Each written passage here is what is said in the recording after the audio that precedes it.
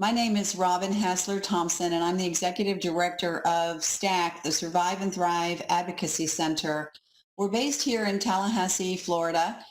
We serve people in this area of the Big Bend of Florida, as well as some adjacent areas. And judging from past webinars, I know we probably have people here from the Big Bend, as well as people all over Florida and the nation. So welcome, everyone.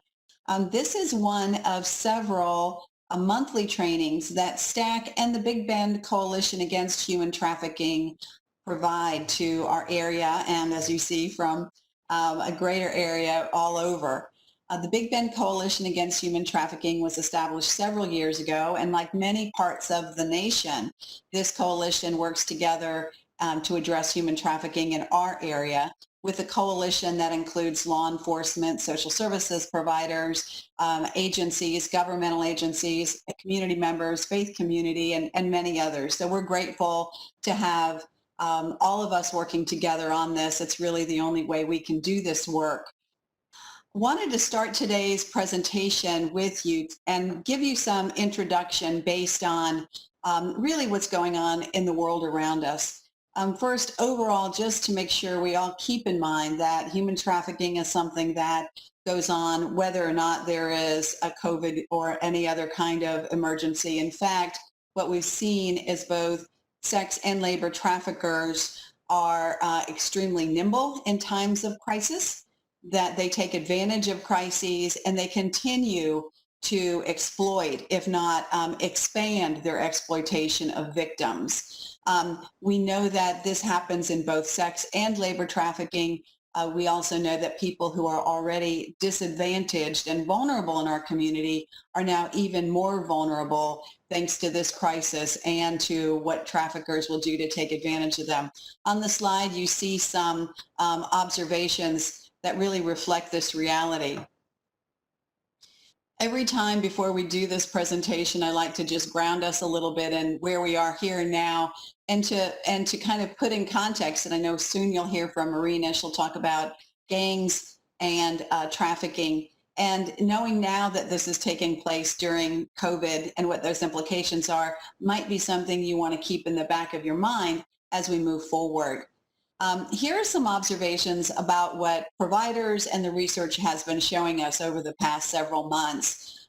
First, we might see that some of the reports are down for both sex and labor trafficking. We think this is due to the fact that people are isolated, and for children, that mandatory reporters are not as close to them as they used to be.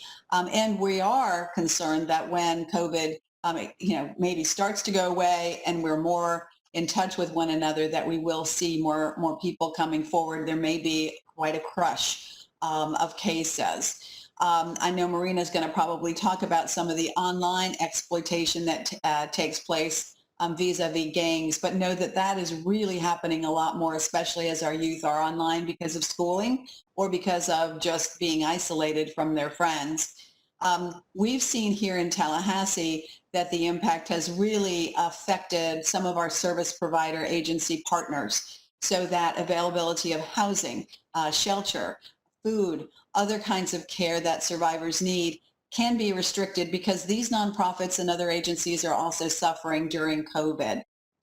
We're also seeing that the disparities in our systems and in our society are being exploited more. In fact, in preparation for today, I came across an article in the from Polaris that discussed this, and I really wanted to also bring home to you that some of these issues that underlie our society, racism and other systemic inequalities and inequities, are being kind of exacerbated here. For example, some of the research has shown that, for example, in Louisiana, that 84% of child sex trafficking victims were Black, while Black children and adults comprise only 7% of the population. Sorry, that was in Washington State, King County. In Louisiana, the numbers was Black girls accounted for 49% of child sex trafficking cases, although they're only 19% of Louisiana's population. So what we're seeing very clearly here that the existence of racism and other forms of discrimination, particularly economic discrimination and discrimination in, say, access to health care, are intersecting and really providing greater vulnerabilities for those who are already vulnerable in our communities. So please keep that in mind as we move forward and as you work together and support your local anti-trafficking and other efforts in your communities. I'd like now to introduce Marina Anderson. And Marina, so glad you're here with us again today. Marina has been a presenter with us on several of these, and I have to say, you're outdoing yourself in terms of the number of people who are eager to hear from you today. Marina Anderson is the Florida Department of Children and Families Regional Human Trafficking Coordinator for Northeast and Northwest regions of Florida, joining the department in the Department of Children and Families in the Office of Child Welfare in May of 2015, after having started her career with DCF in 2002. For 13 years, she worked as a child protective investigator in Duval County, and in 2014 became a field support consultant for DCF.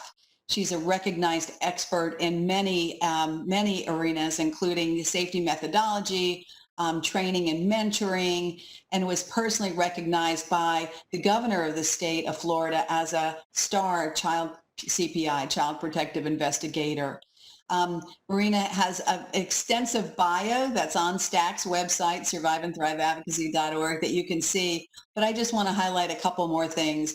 She's an approved trainer for the Florida Sheriff's Association. She does great law enforcement training overall, a board member of our local human trafficking task force, as well as many in our region, and is also serving across the board in all of these areas, trying to bring all of us together in this kind of Big Bend region of Florida. I'd like to acknowledge too and thank the International Rescue Committee, our local partner here. STAC partners with them in order to provide our services, and we do direct victim care as well as provide these kinds of education and outreach programs throughout our area and throughout many professions. So with that, Marina, I'd like to stop and turn it over to you, and welcome again, everybody. Thank you for the introduction.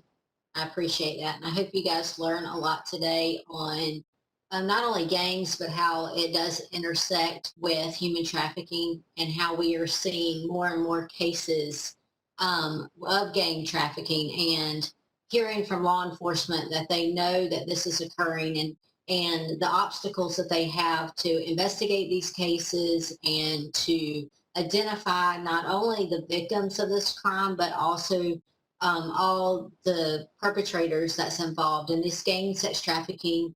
We're going to learn a little bit what gangs are and how that comes about. But we know that there is a lot of involvement, a lot of different people that are involved with this. So we want to make sure that we investigate these cases appropriately, and we know what to look for if you're working in a gang unit or work with clients that may be affiliated with gangs, that what to look for and what to do if you do believe someone that you're working with is affiliated or a member of a gang. So first of all, what is a gang? So for our state definition here in Florida, it's 3 or more persons that share collective names, signs, or symbols, including criminal activity equals a criminal street gang. Now, the difference between our state law and the federal definition, the only thing changes is that 3 or more persons changes to 5 or more persons, but everything remains the same. Again, you have to have that criminal activity element, because if you don't, what do you have?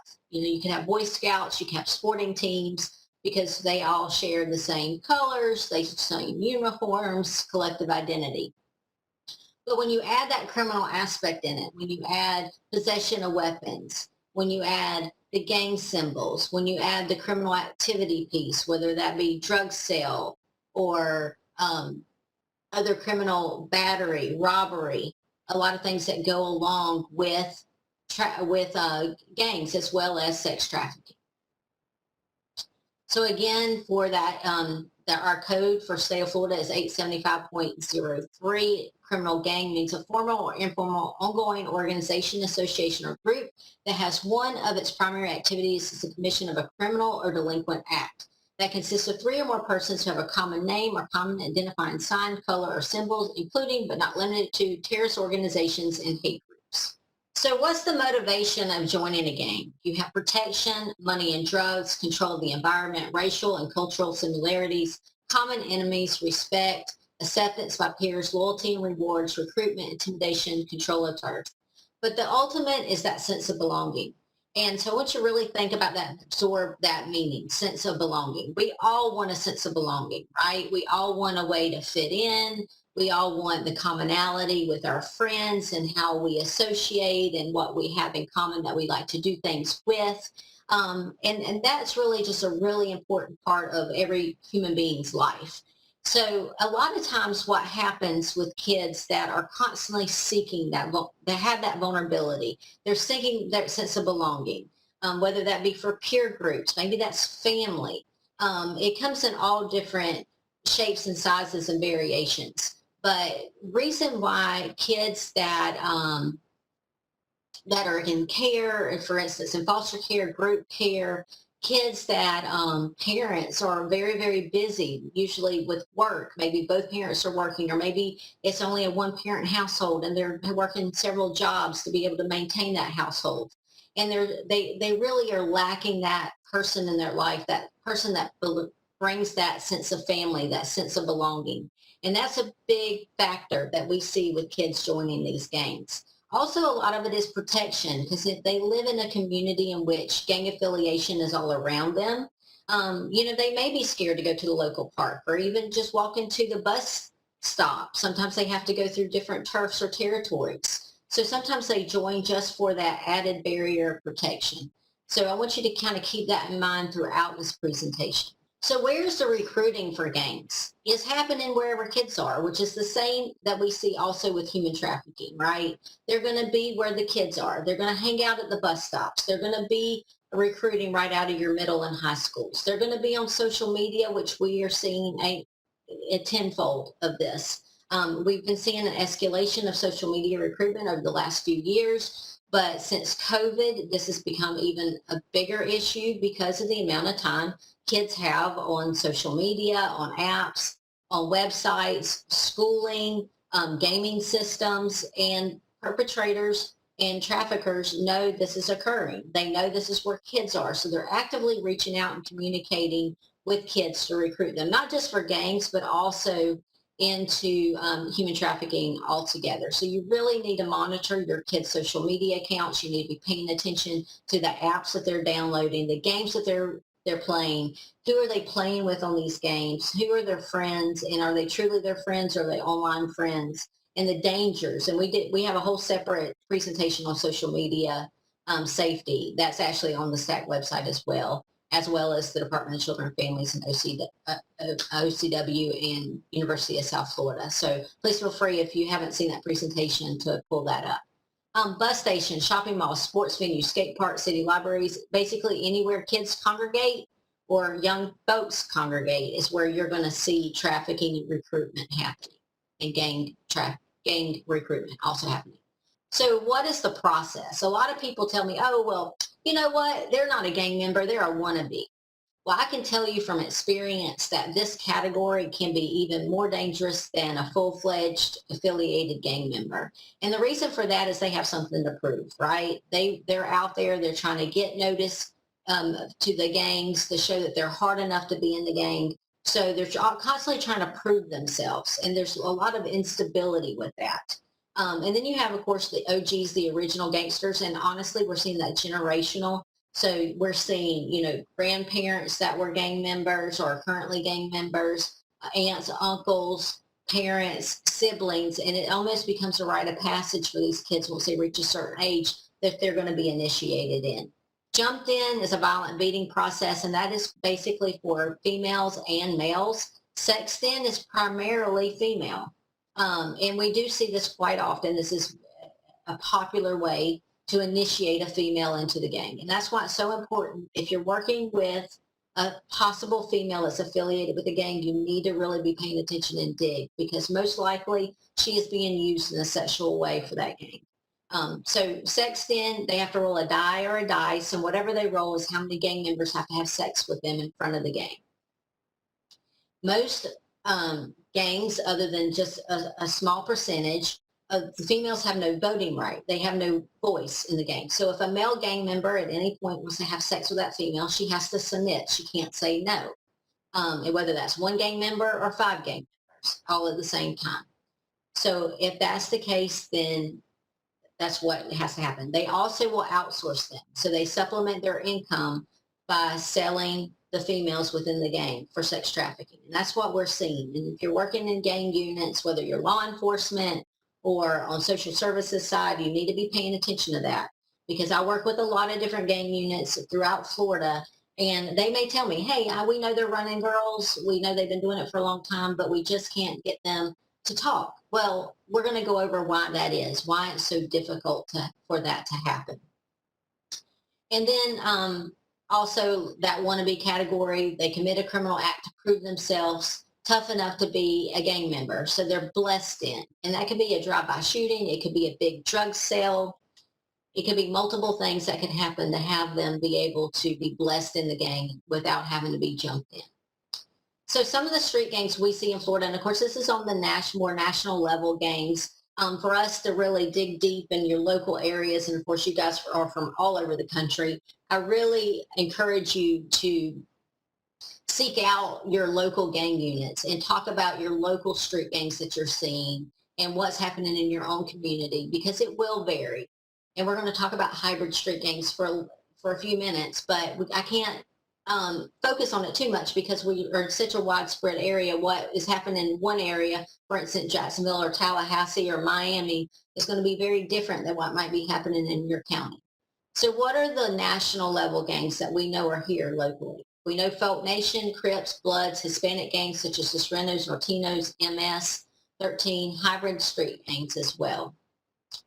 So what to look for, Folk Nation? We're going to go over this very briefly because I really want you guys to get into knowing what to do once you identify a gang member that you might be working with.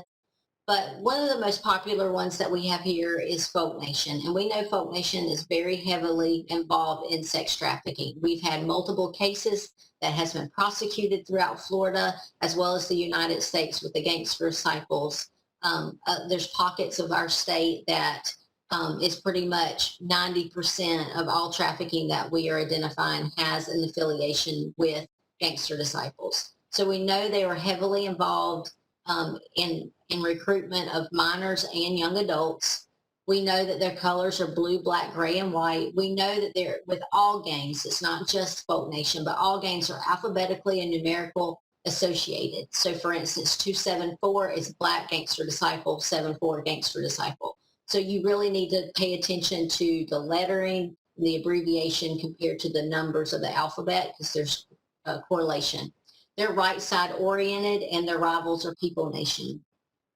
So you can see the Gangster Disciples is that deep royal blue or that Duke blue. So you might see some of your clients, if they're wearing these colors, maybe you go and do a home visit and the entire closet is full of this royal blue, a lot of Duke, a lot of Georgetown is another popular color that they use, or affiliation that they use. Stars of David, also very common. With that, a lot of 74s, 274s, you would see that in whether it's clothing, artwork, or different things of that nature. So really be paying attention to that. So again, going back, if you're doing a home visit and you see that, they have all this one color and none of any other colors, what's the reasoning? Now, it could be they're just a huge Duke fan or a huge Georgetown fan, and maybe they have a sibling that goes there, or maybe they aspire to go there one day. There's obviously an explanation. But if there's no explanation and you're talking to that parent, the parent says, we don't know. All of a sudden they just decided that they are absolutely against the color red and they want everything that we purchased to be this royal blue, then obviously you need to be paying attention to that and see exactly what's going on. Moving on to People Nation, Black Peacestone Nation, Vice Lords, Latin Kings. There's a lot of artwork that comes in there, a lot of graffiti. that you may see. Their artwork is pretty extravagant. You'll see it on fences, roadways, underpasses. The colors are black, red, or yellow, and their rivals are Folk Nation and their left side oriented. So the Latin Kings are yellow and black. You're going to see again that artwork. I want you to pay attention to the points on the crowns and the tiaras and tattoos and artwork, because that's going to lead you to the possibility of knowing which gang they might possibly be affiliated with. Latinos is this red color. We're going to go over that in a second. Crips. So with Crips, it's blue, light blue, or orange, and it depends on the subset. They rival Bloods or the Black Gangster Disciples and the Serenos. They're this baby blue color, so more of like the UNC colors. So and that's what differs between the Gangster Disciples, again, is that royal blue. Crips is more of a lighter blue color. You may see this again on clothing. You may see it on belt buckles, shoelaces, hair bows or hair beading, bandanas. Moving on to the Bloods, red or green, depending on the subset. Primarily it is red. They rival the Crips. You're going to see a lot of the 52. You're going to see a lot of the Chicago Bulls. The coloring, a lot of that red coloring and with clothing, and they're going to be absolutely against any other color, especially blue. Moving on to Serenos, Southerner and Spanish. The colors are blue, black, and brown. And again, depending on that subset, 13 or 18 is usually the numbers you're going to see affiliated, and they rival the Nortinos. Nortinos, again, is going to be red. Their number is 14, and they rival the Serenos. Moving on to MS-13. So this is based out of a El Salvadorian gang. Again, that white, blue, and white, so it can be a little bit confusing sometimes because of the Crypt colors as well. They may also use blue and gray. They number 13, and they rival everyone. I was going to ask you if somebody's asking if the Serenos and the MS-13 are the same gang or if they're a rival gang. They're not part of the same gang. They do rival because MS-13 is going to rival anyone. MS-13 is very, very heavily involved in trafficking. Again, many prosecutions throughout our nation with this particular gang. Again, they're heavily tattooed, not just the males, but the females as well. Very little voice or voting right at all with the females. This also is a lot of labor trafficking as well as sex trafficking that occurs within this gang. It's a lot of traveling, a lot of movement, depending on what's going on. And a lot of times you can see that also with the labor trafficking piece when they're moving from different agricultural fields, depending on the season, on what's coming in, such as crops, citrus, or blueberries, and those type of things. So we do see that. They're a very violent gang. Definitely do not approach unless you're obviously working in the gang unit and that's part of your job. But as far as a community member, you need to be very careful. If you are working with a client that you feel is affiliated, please, use caution with what you do, with any gang for that matter, but this particular gang is known for very violent activity. Definitely notify your supervisors if you feel like anyone that you're working with has any affiliation with gangs. Yes, I think someone just said about the face tattooing. That's very heavily, and that's, again, males and females. It's very common. So we're moving on. Insane Clown Posse. A lot of people, when I do this presentation, kind of chuckle or like, what in the world is this? But it meets the classification. Remember, I said state definition 3 or more. Federal definition is 5 or more. And this is usually a traveling group. They're entertainers, they're jugglers, fire breathers. We see a lot of this with our runaway youth that get involved with this particular group, and they travel from city to city depending on what's going on. Sometimes you can see them, on the street panhandling for money and things of that nature. But there is, the rivals really depend on the location and what's going on. And more of the rivals is more of that street level. You know, this is my street. This is where we perform. You can't perform here because this is our location. Moving on to other gangs that fall under the both state and federal definition is the Aryan Game. So skinheads is probably one of the most popular extremist groups. You see a lot of that neo-Nazi, anti-gay, anti-immigrant. You're going to see the swastikas. You're going to see a lot of, again, the skinheads, the combat boots. Moving on to Peckerwoods, again, and I saw this myself before I even was gang trained and really didn't know what I was looking for. I was in South Florida and I was checking into a hotel and this guy had the Woody the Woodpecker tattoo on his calf. And I thought, well, that's kind of strange for a grown man, but you know, maybe he's just a big fan. I've seen other things, other cartoon characters, so didn't really think a whole lot of it. But I remember it stuck out because it was different. And later on, when I was gang trained, I realized, oh, wait, what I missed was, you know, he did have the shaved head. He was wearing combat boots. He was wearing pants and with rolled up. And there was just a lot of things that stood out that I didn't catch up on because I didn't have this training. So that's something that look for. Letters PW, APW, again, that same numerical, it falls under the same thing as the other national level gangs. The 88, 16, 23 is all very common. Hammer skin is another one. You'll see the crossed hammers as identifiers, Confederate flags, a lot of the Nazi symbols, Iron Cross, Celtic Cross, very similar also to the skinheads. And then also biker gangs. So not to say that all bikers are bad, right? My husband and I have, well, I don't have a motorcycle personally, I don't drive it, but I do ride with him. And there are a lot of great groups. There's a lot of biker groups that does great things. We work to get Bikers Against Trafficking that does amazing work. Bikers Against Child Abuse, again, does great work. But there are gangs out there, biker gangs, that are also have a lot of criminal activity, a lot of drug sale, a lot of meth, marijuana. There's clubs throughout Florida. We have the Big Four. Also here, the Hells Angels, the Pagans, the Pandinos, that we're going to talk about.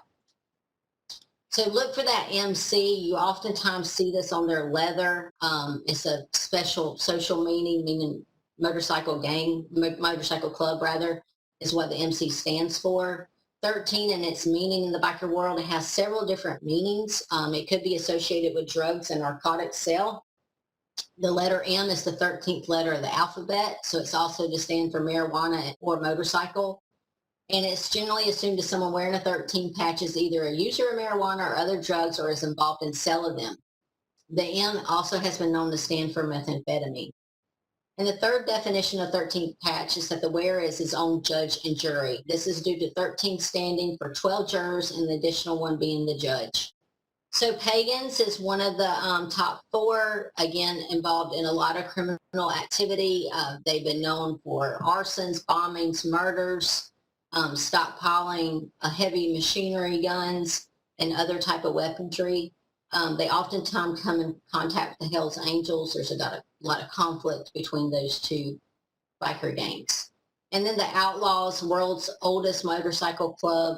There's over 1,700 members across 176 chapters, and they're often at war with the Hells Angels. Moving on to Hells Angels, the brand is strong. They actually have to have patent their label or their insignia to have it incorporated in U.S. and Canada. They have over 2,500 members across 6 continents. So again, they're everywhere. Hells Angels are often embroidered in a lot of turf wars. They battle the Mongols often, as well as the Outlaws. The Mongols, they have about 800 members. They're largely around California. A lot of big force there in that area, a lot of turf wars as well. They're largely based on race. So the majority of the Mongols are Hispanic or Native American. And the club was founded after a number of the Latino bikers were denied entry in the Hells Angels due to their race. Banditos, 2,000 members, one of the largest gangs here in the United States. They are in 16 states in 14 countries, and they also make up the Big Four. Warlocks, they have kind of a nasty reputation amongst a lot of the biker gangs. A lot of extreme violence. They're known to commit crimes, assaulting rival gang members, killing police officers, has also been linked to the Warlocks. They're very active in Pennsylvania and Florida, and they're associated also with a lot of meth sale or methamphetamine sale. Moving along to hybrid gangs. This is your homegrown. These are your local street gangs, and you'll know, especially if you live in some more of an urban type community, you may see this. You may be watching the news, and on Friday night there's a shooting, and then a couple hours later, a couple streets over, there's another one, or the next day. There's a lot of retaliation. There's a lot of a state of flux. There's a lack of organization. There's, again, that retaliation piece. It's just constant. There's a lot of confusion, honestly, with the hybrid gangs, because they are obviously smaller, local, than based on your national gangs. So sometimes if your local departments do a large bust of, whether it be for trafficking or whether it's drug trafficking or other violent crimes or a murder or what have you, and they bust up a particular local gang, they may merge with another local gang to keep them viable. We also see those mergers happen in prisons and in jail systems, and sometimes that's for safety reasons or for their own safety. They merge. So we do see a lot of that, and sometimes when that happens, the colors change or the colors are not associating correctly. The numerical may be off and alphabetical. So those are things that I know that when I'm working with the gang units, they see, and sometimes it can get very confusing, why they were in this particular number but this particular color. So those local gangs may adopt symbols or large gangs in more than one city. They rival gangs and more corporate criminal activity. Existing gangs may change their name or merge with other gangs to form new ones. Gangs are not organized along strict racial or ethnical lines like you see on the national level. Gang members may have multiple affiliations, including memberships in rival gangs. There's a lot of trading off. Hybrid gangs may borrow symbols, graffiti, and gang colors from different gangs and mix them up. Again, that's how it can get very confusing. That's why you really need to outreach to your local gang unit, your local department, and know what's going on your local level. When they move or leave their old gangs and align themselves with a new local gang that has no ties to their original gang, and gang members may change their affiliation from one gang to another. So some things to look for: the clothing items, tattoos, brandings, hand signs, graffiti, artwork on vehicles, motorcycles, that dress to identify, those clothing colors, the jewelry, backpack, grooming, brands, belts, shoelaces, dress code, the Old English writing, colored shoelaces, hats, bandanas, socks up, shorts over, long belts, shaved eyebrows. Now, one of the things that you can do if you're wondering what exactly is going on in my local community, where oftentimes these items are sold is at your local farmers markets or your local flea markets. You oftentimes see these colors or see these items, and that may give you a red flag of what's going on in your local area. Understanding the difference of the colors and the examples of these are things that have been taken into the property rooms, the belt buckles, and things of that nature. The tattooing, again, looking at those points of that tattoo, looking at the Star of David, looking at the numbers and the numerical is very important. For sex trafficking tattoos, it's a lot of royalty. It's a lot of goddess, queen, princess. You're going to see that often. You're going to see the money symbol. Now, that money symbol is also a drug for drug trafficking as well, or drug sale. But it's also a common tattoo in the sex trafficking world. The diamonds, the stars are also very common. Again, they're common tattoos in general, right? You may have one of those yourself, but diamonds and stars and the money sign is very common. Again, like I said, that goddess, that queen, princess. Look for those points in that tiara or the crowns. Look for the alphabetical and numerical significance. So some signs, again, these are very common signs that you may see within the hand signals or hand signs that you may see on the national level as well as your local level. Look for that crossed out. Look for that upside down. Anything upside down, crossed out, there's some robbery going on. Those are, you really need to be paying attention to those when you're working in the field, when you're, driving around, you're maybe at a stoplight and you look over and you see a fence or you see a wall and you see a lot of these things crossed out or upside down, or even just the other indicators. Be aware of your surroundings for your safety, and not only your safety, but the people that you work with as well. But and obviously if you see it, if you go that route every day and yesterday it wasn't there and now it is, you want to report it. You want to make sure you're contacting your local gang units or patrol to gather that intel that something could be going down fairly quickly. Gang vocabulary, 5 People Nation or blood, 6 Folk Nation Crip, 187 is a homicide or a murder threat. These are things you can see in a lot of social media. There's a lot of beefing going back and forth, a lot of banter, and these are common things that are being said back and forth. 211 is an armed robbery, BK blood killer, CK Crip killer, Crab is disrespectful for Crips, Slobs is disrespectful for Bloods, Cuz a greeting for one Crip to another, IVL, insane vice lords, Norteños, Hispanic for another northerner, which frequents the number 14. Sorrentos, Hispanic, frequents the number 13. VLB is the Vita Local Boys, Spanish disciples, and the drug selling symbol, it's the $. So types of incidents, it could be a stabbing, shooting, robbery, blunt force injury, rape, domestic violence, child abuse, recruitment for sex trafficking. We see all these things happening within the gangs. We talked about this a little bit in the beginning about the sexed in and the jumped in differences. I really want you to pay attention, again, like I said before, if there's a female that's involved or affiliated, look at their social media when you're doing your investigations. And of course, you guys are all over the place in the gamut. You may just be a community member that's interested in this topic. You may be a law enforcement or social service person. Make sure if you're any form of an investigative capacity or have any form of authority over that person, they're on your caseload or what have you, and their safety is paramount to you. Make sure that you're looking at their social media. Who are they affiliated with? Who are they friends with?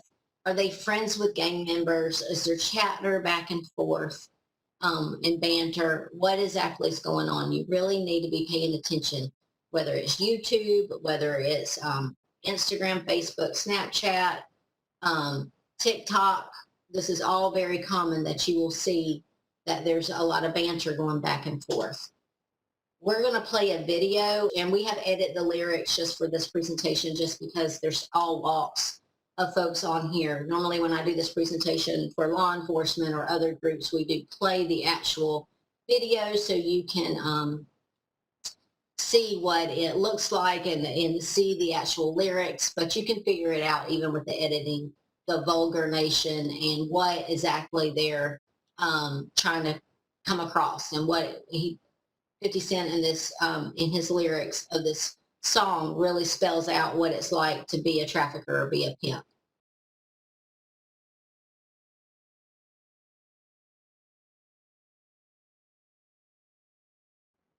So you guys should have been able to fill in the blanks of what they were, what 50 Cent was saying there. If not, you can definitely Google or YouTube the lyrics to see the actual unedited version.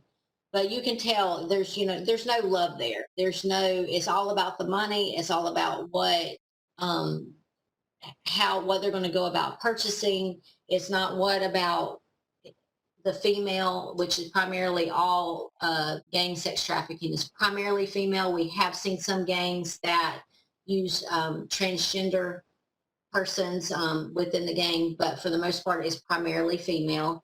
Whereas with human trafficking, we know it's male, female, young, old, all across the gamut. But we do know, I mean, spelled it out very clearly of what it's all about. If you turn on them, this is what's going to happen. There's going to be violence. There's going to be catching charges. They're going to expect them to take the blame. They're to protect the gang. So there's a lot of problems that goes along with the gangs as well. Marina, a couple people have observed how high school students romanticize gangs, and that somebody else noted that they've listened to the song all their lives and never had dissected it in this way. Yeah, that's actually the common comment that I get, that, you know, hey, we were bumping in the club all these years to the song and really didn't really know what the lyrics were. And to be honest with you, I probably am guilty of that myself. You know, he was very popular when I was in college and around, and I probably myself did the same thing as our kids do, right? So our kids, even today's music that they listen to, or if you really listen to the lyrics or really break it down and read them of what it is, there's a lot of, like you said, a lot of glamour with the street life, a lot of glamour with the gangs, a lot of, and this is how they recruit as well. They recruit kids, middle school, high school kids, and that's what we're up against, right? As workers in the field, you know, we promote for kids to continue their education, to go into a trade, to be successful. But we're up against society. We're up against an over-sexualized society to begin with. We're up against gangs that are saying, hey, come work for us and we can make fast cash. And we want these kids to work at Chick-fil-A, and they're making maybe, you know, what, $10, $12 an hour. But, you know, you can go and sell drugs and you can make, you know, 500 a day. So what are we saying to these kids? You know, this is what we're up against. Why would we want to go work for Chick-fil-A when you can go do this? And so it's really having to explain, but what they don't see is the violence and the continued violence. Exactly. And the continued exploitation that they're being. Yeah, somebody's asking too about whether the song, do you know if the song was written to promote prostitution, or, you know, what the purpose of it was? And then someone else asked, what is a sick girl? What does that term mean? So sick girl is just one within the stable. You also maybe heard the bottom. The bottom always brings them the money. So the bottom is the one that's kind of in control when that trafficker's not there, when that gang member's not there. That bottom, which is a female, will kind of oversee the other girls to make sure that they're doing what they're need to be doing, and that they're given the correct amount of money and they're not hiding money.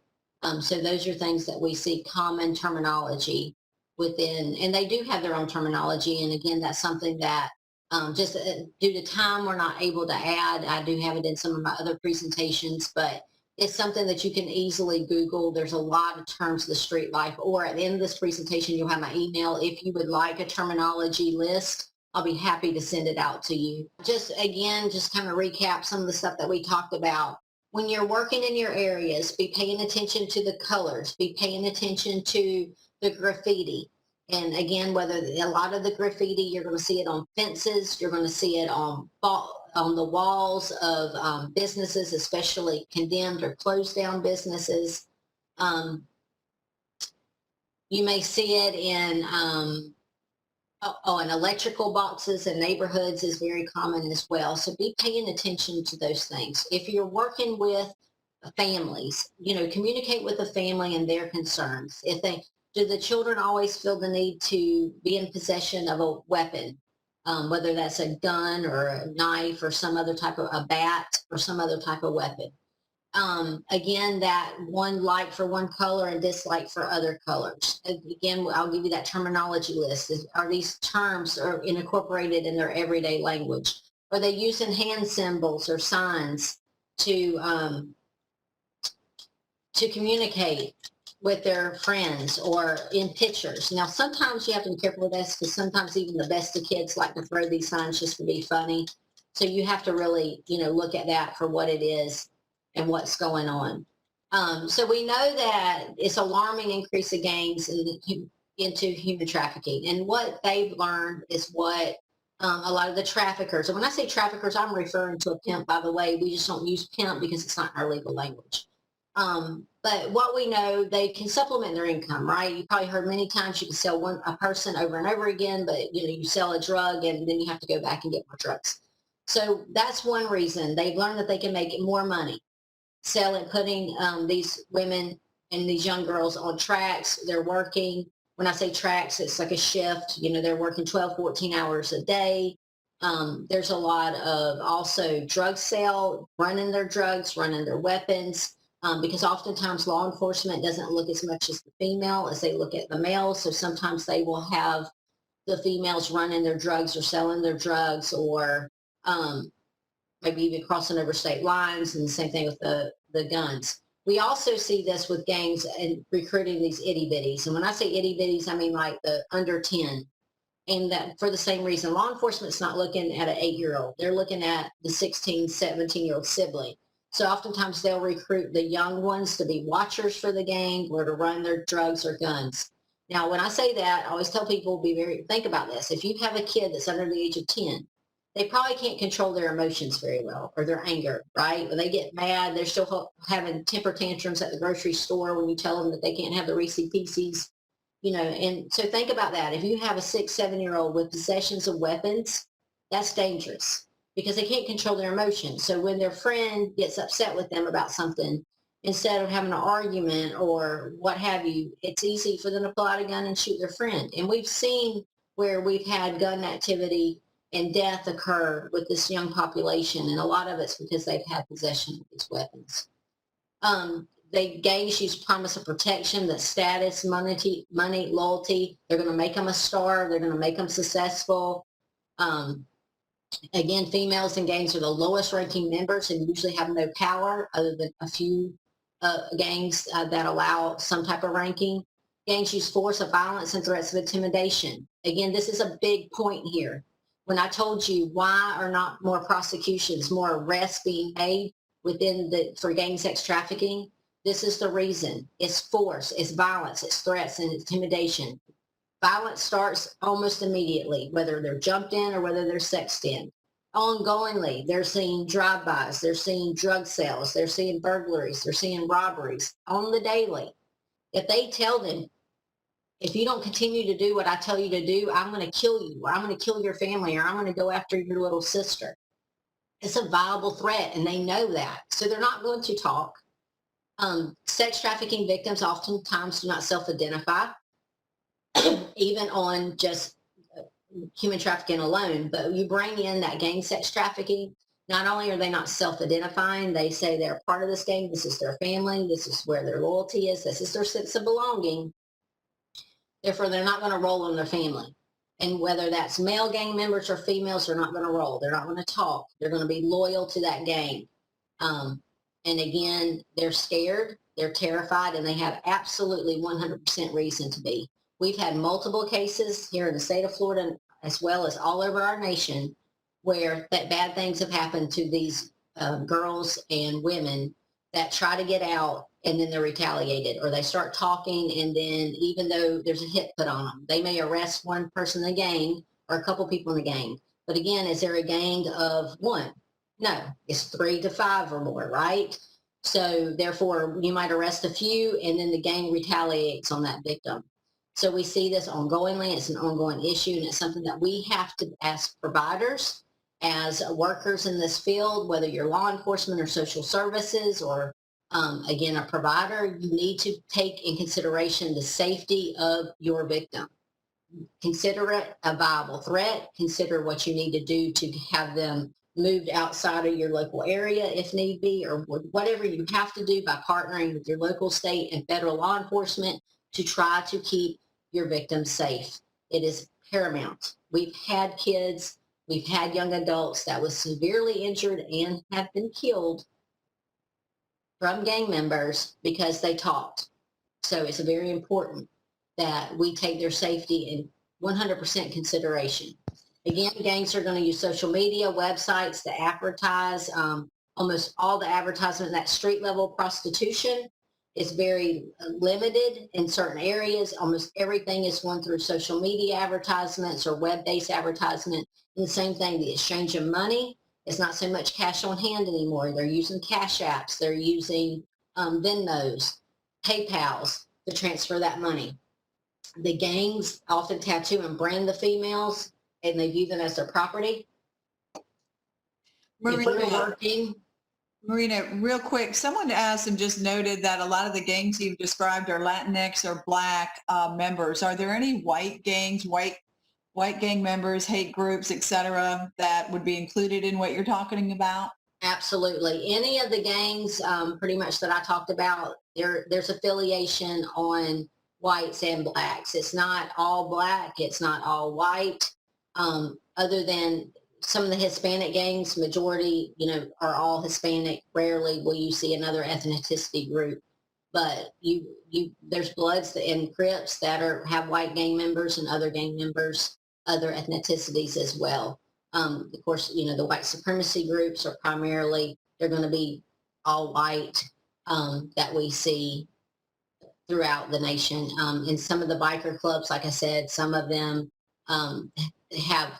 they're Black, they're white, they're all ethnicity groups, and then there's a few that majority are just Hispanic or Native American. Where I was going with the gangs, with the tattoos and the branding, if you are working with a client or you know someone that has a gang tattoo, whether they're male or female, and they want out of that gang, and the same thing with just sex trafficking, with human trafficking, if they have been branded by their trafficker, if they have a tattoo or branding, and they want it removed or covered up, all the local circuit task forces throughout Florida work with tattoo artists, work with plastic surgeons and dermatologists that are willing to provide cover-ups or willing to provide removals for free for gang members, as well as sex trafficking victims and labor trafficking victims. So please, please, please, if you are working with someone, and if you're outside the state of Florida, please still contact us. We have contacts all over the nation that we can assist you with finding someone that's willing to assist with doing a cover-up or removal. So has unexplained physical injuries, has unexplained cash or goods, jewelry, clothing, shoes, hair, nails are very common. In trafficking in general, you're going to see a lot of the hair, nails, and new clothing. That's the number one sign. If they cannot afford that, they have no means to support it. They're not working. Their families are not providing them this money. How are they getting that? And I want you to think about that. How in general, if people have cell phones, electronics, jewelry, hair, nails, clothes, and they are not working, how are they paying for these items? People are not going to just give you these things. People are just not going to give drugs away. What is the exchange? Think about that. So I want you to always keep that in the back of your mind, because normally when you're working with maybe a client, they're going to tell you their friend bought these things for them. And I want you to think about your friends. You might be able to score a mani-pedi for your birthday or Christmas or something. But most likely, if you're maybe you're going out for beers or what, and they buy around. But usually your friends are not buying these things for you on a regular basis. They're not paying for your cell phones. They're not buying you a cell phone. They're not paying for you to get your hair done every week. They're not paying for you to get your nails done every couple of weeks. So what's going on in exchange for that? Traffickers want the money. It's always about the money, right? Always about the bread, like 50 Cent said. So if it is, what's the reason for the clothes, the jewelry, the perfumes, the colognes, the hair and nails? I always tell people, if you're going to go sell your car, are you going to sell it the way it looks like in your driveway? No, you're going to wash it, armor all it, make it look nice because you want top dollar. Well, these traffickers want top dollar for these people.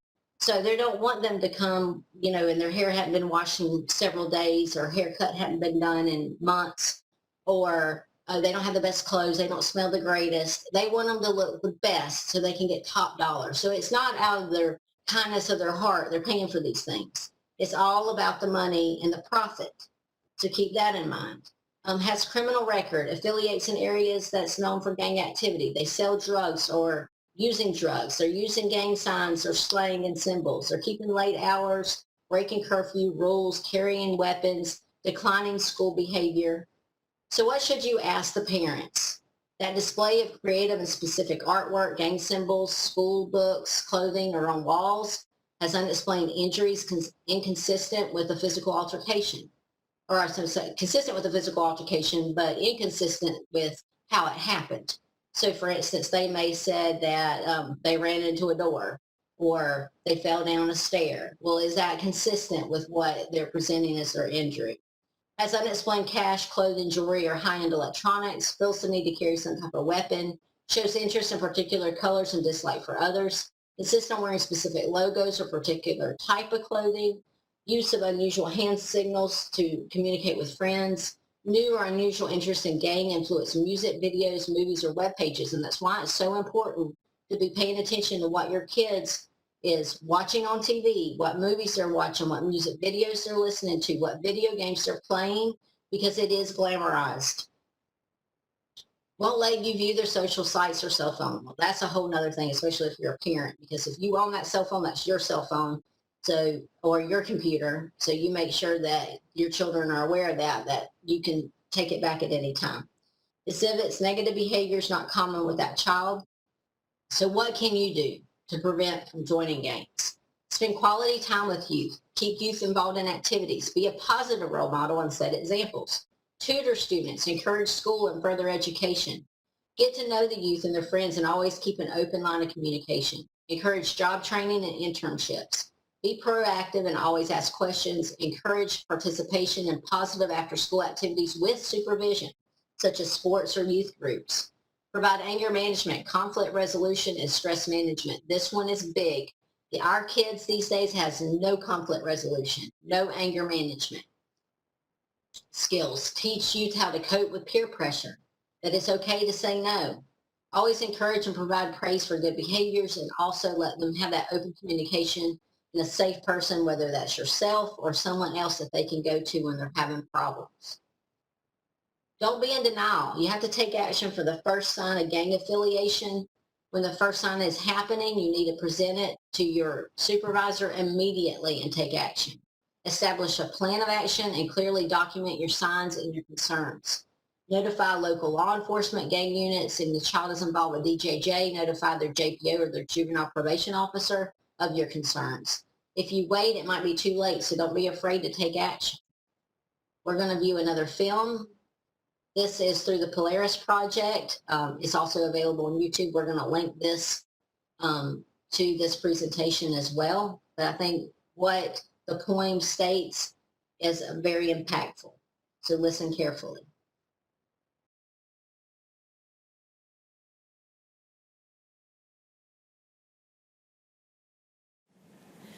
She was 4 years old the first time a man looked at her the way a man looks at his wife on their wedding day. Little girls are supposed to dream about being models and doctors and veterinarians. Instead, she fought sleep eyes wide with terror of another night greeted by her stepfather's shadow. He was a real monster in her bedroom, and Mom, she was too fragile, too selfish to accept the truth that her little girl's innocence had been stolen one night when her boyfriend decided she wasn't good enough anymore.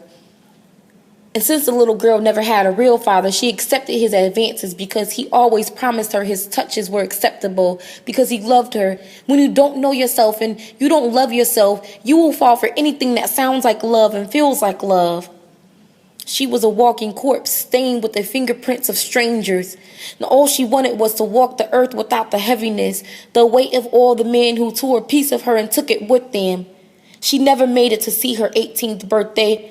This is for the pain, for the stains that bath water won't wash away, for the scars left on the hearts of the fatherless child. This is for the girls objectified instead of praised like queens. This is for the agony. Growing up without a father, but all you really want is love, and you don't understand love. So one day when some guy stops you in a train station or a street corner and tells you you're beautiful, you are quickly intrigued. You like the fact that someone notices you, and you will do anything to feel like he's everything, and he promises you everything, and the things he convinces you to do, they don't seem that bad if afterwards he shows you how much he loves you. Your morals are abandoned on that sidewalk where you turned your first trick. Your beauty is left in that hotel room where some stranger touched you like his girlfriend and then left the money on the nightstand. And every night, you die again, compromising your worth for what your pimp calls love and security. The hustle, the street lights, the schemes, it never seems worth it, but you have the liquor to comfort your fears. And as long as your profits meet expectations, you will have what you always wanted your whole life. Love. Love that doesn't feel right, but it's all you think you're worth, so you take it every day. You sleep when the sun comes up, rise when the sun is down. Conceal the torment with makeup and stylish hairdos. Put on your best outfits. Something arousing because you have to make them happy. The men, the tricks, the pimps. This is for the pain. This is for America. In hopes that you will notice that 12-year-old girl who was forced to trade her lunchbox and sneakers for a Chanel purse and pumps. This is for the 16-year-old girl kidnapped by a gang of men on her way to school and held captive in a house right next door to you. This is for the 20-year-old girl who took her last beating today because she couldn't bring herself to let another man hold her down and violate her. We are all slaves for love, degrading ourselves for acceptance of a man that's the closest thing to a father figure we've ever known. We were once just girls with aspirations and a small piece of hope. Now who will notice us? Who will save America's daughters?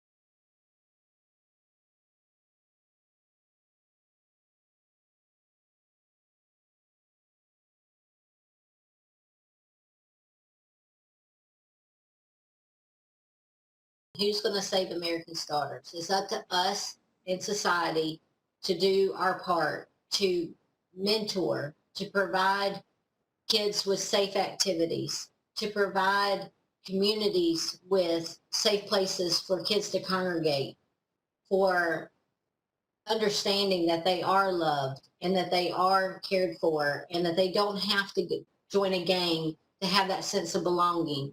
There's other forms of positive sense of belongings within neighborhoods and communities. And reach out if there's so many kids that are in need of good homes, good, adoptive homes. If you're in a position or interested in becoming an adoptive or a foster parent or an adoptive parent, please feel free to reach out. If you're in Florida, if you're somewhere else in the country, please feel free to reach out and I will get you in contact with a local agency in your area. But it is so important that we do our part in having other options for kids, because a lot of times they feel like they have no option. There's no hope. There's no other way, and there are other ways, but we have to do our part to get that information out. So I hope you enjoyed this presentation. This is my information. The best way to reach me is by email, and definitely texting me would be the second best option. Calling is not, I'm doing trainings constantly, so sometimes that can be more difficult for me. But please feel free to email me any questions, concerns you may have. Again, we're going to provide this link on multiple different platforms, the terminologies as well. And I am definitely open for any questions that you guys may have.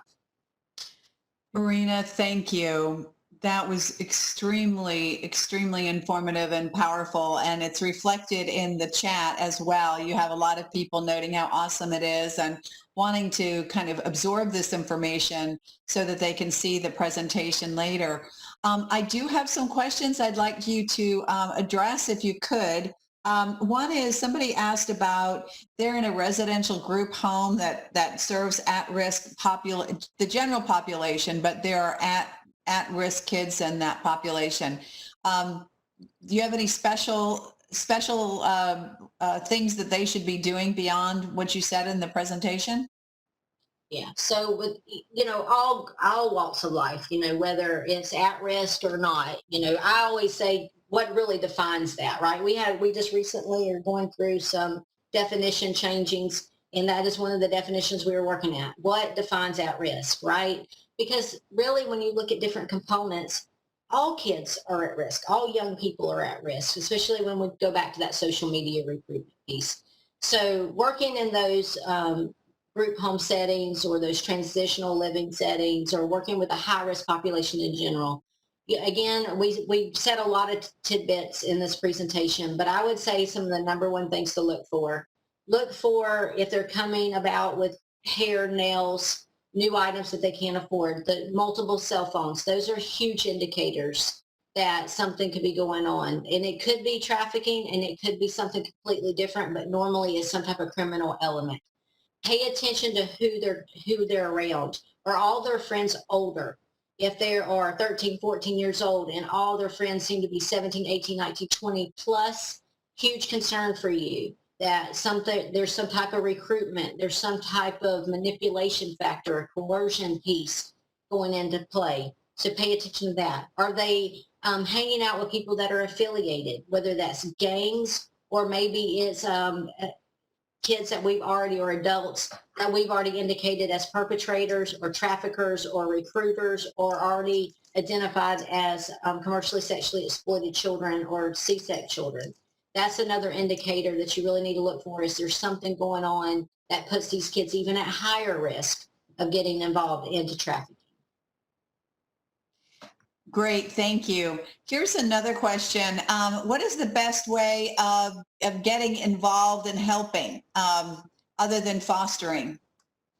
So number one thing is to get involved in your local task force or coalition. So if you are here in Florida, we definitely have a list. We have a task force or coalition. And it depends on where you are. Some are labeled task forces, some are labeled coalitions, depending on when you when they came about, so to speak. The newer formed ones are all labeled task forces. Some of the coalitions were formed years before the legislation passed.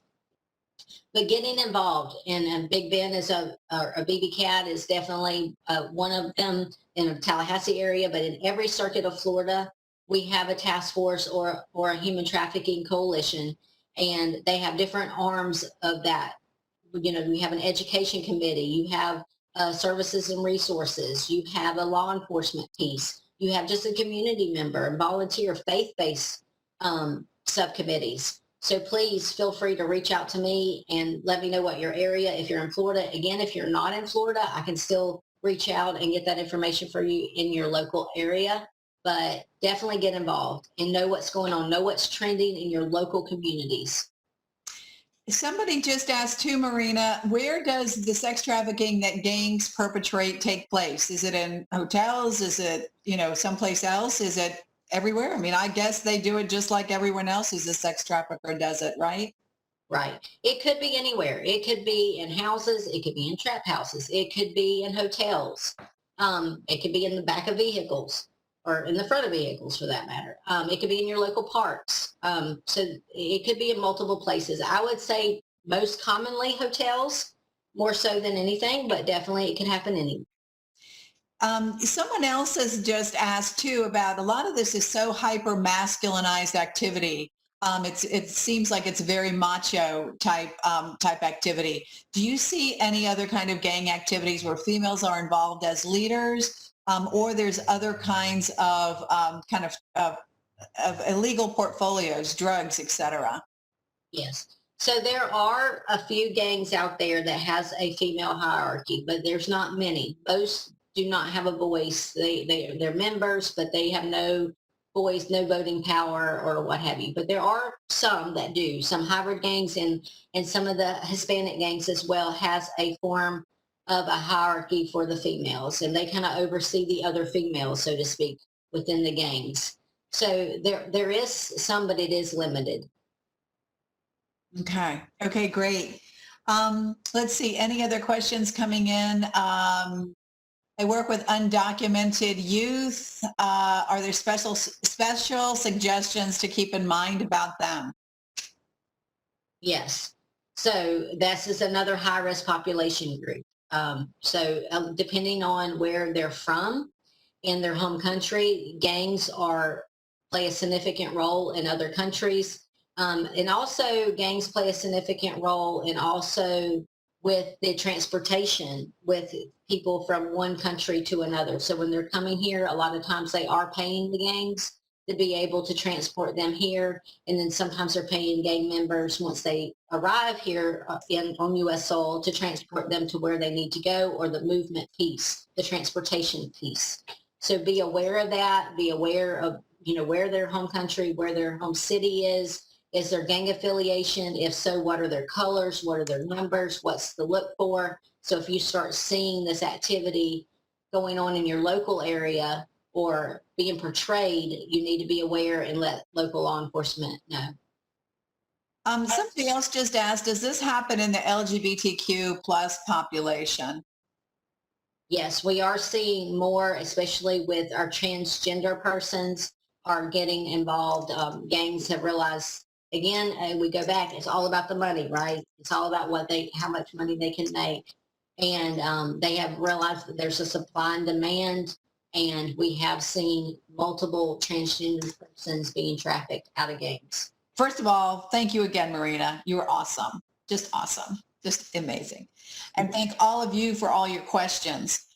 We may do this again, I think, sometime, maybe beginning of next year, because this has been such a well-attended, almost 800 of you were with us the whole time.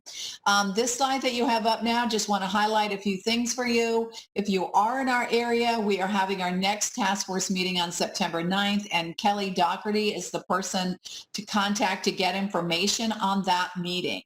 STAC is hosting its big event on September 10th. We're going to be doing this online, and this is a really, I would call it a fun event where we're going to have really celebrate local businesses, farms, and others that are all anti-trafficking and all using preparing foods with goods and supply chains that are slavery and trafficking free. That's a free event, very informative, at lunchtime on the 10th. The next third Friday training will be on September 18th. The link is up on the STAC website. That's a hyperlink in the title there. You can click on that and register. We're going to have Caridad Mas-Bachelor and Teresa Kennedy from the South Florida Human Trafficking Task Force present. They have a very active task force. Every task force does something a little different, or coalition. So it's always fun to see what everyone's doing around the state. I want to highlight the state of Florida's, the Attorney General's annual Human Trafficking Summit, where this will be a program again. I know, Marina, you're doing this again. That's October 6th. There's your link to register for that event.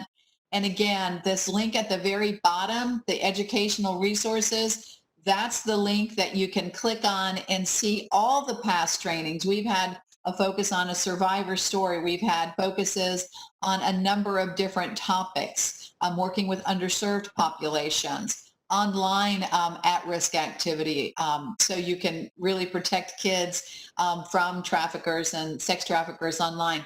So please take a look at that. Again, here is our contact information. This is Graciela, our victim advocate's name and number here, and our website here. And that's, I think, it. We are at 2:31. We're a minute over. Again, thank all of you for participating. All right, thanks so much. All right, thanks, everybody.